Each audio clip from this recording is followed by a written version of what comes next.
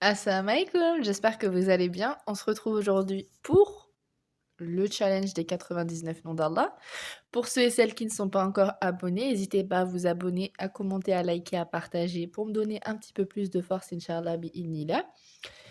Pour ceux et celles qui arriveraient sur cette vidéo-là, un challenge des 99 noms d'Allah où je vous lis la description du nom précité. Donc aujourd'hui, El Ralib El Nassir. Vous avez évidemment une playlist déjà toute faite avec toutes les vidéos que j'ai déjà faites donc sur les premiers noms d'Allah.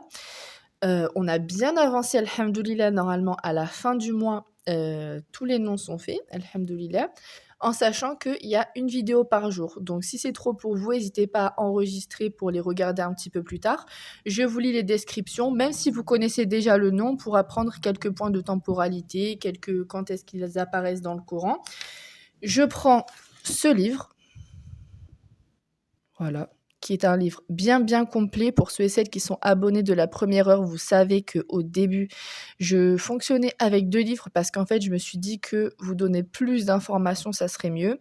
Sauf que, en fait, je me suis rendu compte que c'était pas plus d'informations et qu'au contraire, il y avait des informations qui étaient en doublon, donc j'ai pas trouvé ça optimal pour vous. Je vous avais dit que je chercherais un livre,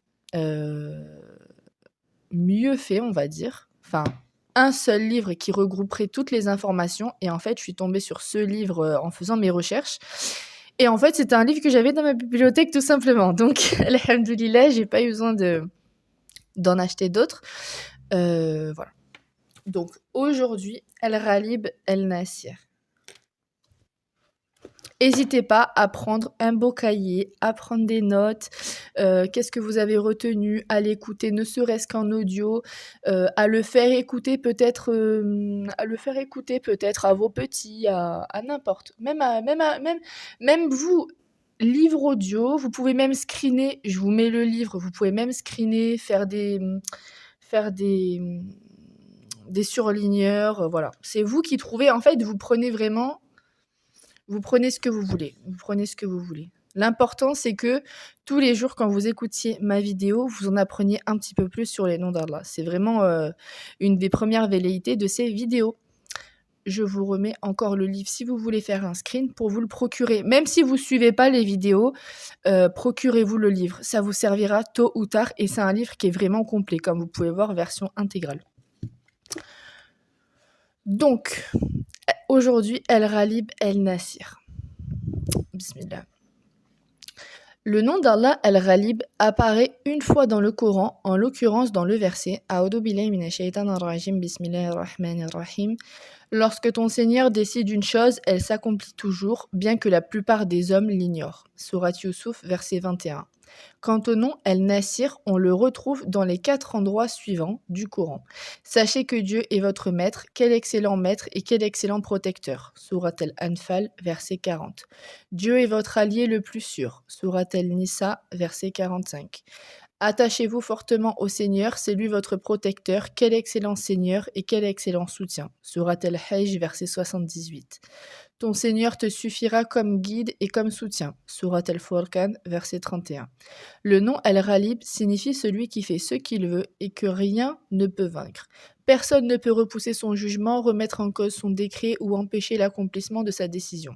El-Qurtubi explique tout être responsable est tenu de savoir qu'Allah est celui qui domine de manière absolue. Celui qui s'attache à lui vaincra, même si tous les habitants de la terre se liguaient contre lui.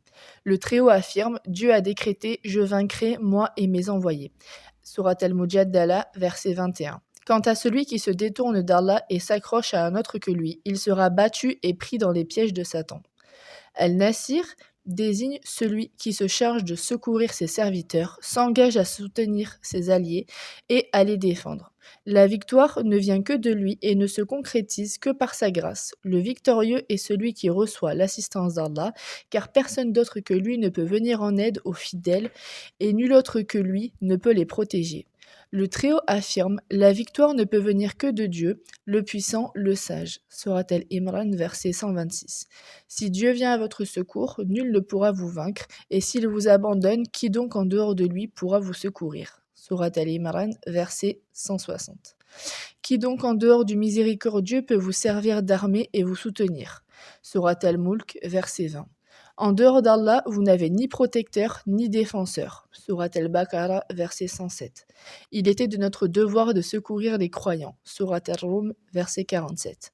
Dans plusieurs passages du noble Coran, Allah rappelle qu'il a accordé à ses prophètes et à ses alliés la faveur de la victoire et de son soutien. Il dit, certes, nous prêtons assistance à nos prophètes et à ceux qui auront cru, aussi bien durant leur vie en ce monde qu'au jour où se lèveront les témoins. Sourate Rafir, verset 51. Dieu vous a déjà assisté en maints endroits. Sourate Al-Tawbah, verset 25. Nous avons répandu aussi nos bienfaits sur Moïse et Aaron. Nous les avons sauvés, eux et leur peuple, d'une angoisse extrême. Nous les avons secourus et ils furent, eux, les vainqueurs. Sourate Al-Safat, versets 114-116. Il informe qu'il ne cherche secours auprès de lui et qu'il ne se réfugie qu'en lui pour l'obtenir. Ainsi, Nuh dit dans son invocation, « Seigneur, prête-moi ton assistance, il me traite d'imposteur. » Sourate Al-Mu'minun, verset 26. Lot adresse à Allah cette supplication, « Seigneur, viens à mon secours contre ces corrupteurs. » Sourate Al-Ankabut, verset 30. Pour leur part, notre prophète Mohammed sallallahu alayhi wa sallam, et les croyants invoquent, « Tu es notre maître, accorde-nous la victoire sur les peuples infidèles. » Sourate Al-Baqarah, verset 286. Abu Daoud al-Tirmidhi et d'autres rapportent d'après Anas ibn Malik radiyallahu anhu, quand il allait au combat, le prophète sallallahu alayhi wa sallam récitait « Ô Allah, c'est toi mon soutien et mon secours, en ton nom je résiste, j'attaque et je combats. » Le Seigneur annonce aussi que les mécréants n'ont personne pour leur venir en aide. Quant aux négateurs, je leur infligerai un terrible châtiment en ce monde et dans l'autre, sans qu'ils puissent bénéficier d'aucun secours. Sourate Al-Imran, verset 56. Cependant, les injustes n'en continuent pas moins à suivre inconsciemment leur passion, mais qui donc peut guider ceux que Dieu égare? Ceux-là n'ont personne pour les secourir. Sourate Al-Rum, verset 29. Que de villes plus puissantes que celles d'où tu as été chassé n'avons-nous pas anéanties sans que personne pût leur prêter secours? Sourate Mohammed, verset 13. Le trio révèle aux croyants, si les négateurs vous avaient livré combat, ils n'auraient pas tardé à tourner le dos, sans pouvoir trouver ensuite ni protection ni secours. Telle est la loi de Dieu qui a de tout temps été appliquée et qui demeurera à jamais immuable. Sourate Al-Fath, versets 22-23. Ce discours interpelle les croyants, ayant réalisé les réalités extérieures et intérieures de la foi. Il les informe qu'ils seront secourus et qu'ils auront une fin heureuse aussi bien dans ce monde que dans l'au-delà. Par conséquent, aussi longtemps que les croyants ne s'efforcent pas de concrétiser la foi et les principes de la victoire contre les ennemis, ils ne seront jamais victorieux. Bien au contraire, ces derniers les domineront à cause de leurs péchés et de leur négligence. Le cheikh de l'islam Ibn Taymiyyah explique « Quand les mécréants ont le dessus, c'est en raison des péchés commis par les musulmans qui font décroître leur foi. Dès lors qu'ils se repentent, complétant ainsi leur foi, Allah leur accorde la victoire. Le trio exhorte « Ne vous découragez pas, ne vous affligez pas, et vous aurez bientôt la victoire si vous avez la foi. » Sourate Al-Imran, verset 139. Ayant subi un revers pour la première fois, après en avoir infligé le double à vos ennemis, vous vous dites « Comment avons-nous pu mériter cette disgrâce ?» Dis-leur « Vous ne devez vous en prendre qu'à vous-même. » Sourate Al-Imran, verset 165.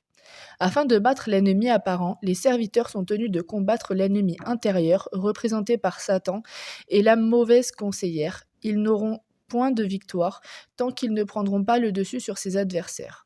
Dans son exégèse de la parole du Très-Haut, ceux qui combattent pour notre cause, nous les guiderons assurément sur nos sentiers, car Dieu est avec ceux qui s'appliquent à accomplir des œuvres salutaires. Sourate Al-Ankabut, verset 69. Ibn al-Qayyim nous expose « Le Seigneur lit la bonne direction, al-Hidayah, au djihad. Ainsi, la personne la mieux guidée est celle qui s'adonne au plus grand combat. Le djihad le plus obligatoire est celui que l'on mène contre son âme, contre sa passion, contre Satan et contre le monde matériel. Quiconque parvient à livrer bataille à ses 4 ennemis au nom d'Allah sera guidé par le Seigneur vers les voies de son agrément, lesquelles conduisent à son paradis. Quant à celui qui délaisse le djihad, son écart de la bonne voie sera proportionnel à son degré d'abandon de ce combat. Seul celui qui lutte contre ses ennemis intérieurs pourra se battre contre son ennemi extérieur. Quiconque reçoit l'assistance contre eux triomphera de son opposant. En revanche, ce dernier sera victorieux dans le cas où ses adversaires intérieurs reçoivent l'assistance contre le serviteur. Il dit également: si sa foi décroît, son ennemi aura sur lui une emprise correspondant à la diminution de cette foi. En fait, il lui a donné cette possibilité parce qu'il a cessé, en partie, d'obéir à Allah le Très-Haut. Le croyant est puissant, dominant, soutenu, assisté, pris en charge et défendu par l'essence, où qu'il soit, quand bien même tous les habitants de la terre se ligueraient contre lui. Il est il est tenu pour cela de réaliser pleinement la foi et de s'acquitter de ses obligations, ouvertement aussi bien qu'en secret. Le Très-Haut dit aux croyants: ne soyez pas pusillanimes en offrant la paix à l'ennemi quand vous êtes les plus forts et que Dieu est avec vous. Dieu ne vous frustrera jamais du fruit de vos œuvres. Sourate Mohammed, verset 35. Cette garantie n'est que le résultat de leur foi et de leurs œuvres, lesquelles représentent l'une des forces d'Allah pour les protéger. Il ne les sépare ni ne les coupe d'eux, ni ne les prive de leurs avantages. En revanche, il annule les actions des mécréants et des hypocrites parce qu'elles sont dédiées à d'autres que lui et ne sont pas conformes à son ordre. Qu'Allah améliore la condition des musulmans et leur épargne le mal de leurs ennemis, qu'il préserve leur paix et leur foi, qu'il les mette à l'abri du tort des incroyants. Allah est encore plus fort et plus dur en châtiment, qu'il octroie la puissance à la religion et qu'il fasse triompher sa parole, qu'il nous donne la victoire sur les infidèles. Certes, Allah accorde l'asile à celui qui se réfugie en lui et suffit à celui qui s'accroche en lui. Quel grand allié et quel précieux soutien. Amin. J'espère que cette vidéo vous a plu. J'espère que vous avez appris quelque chose.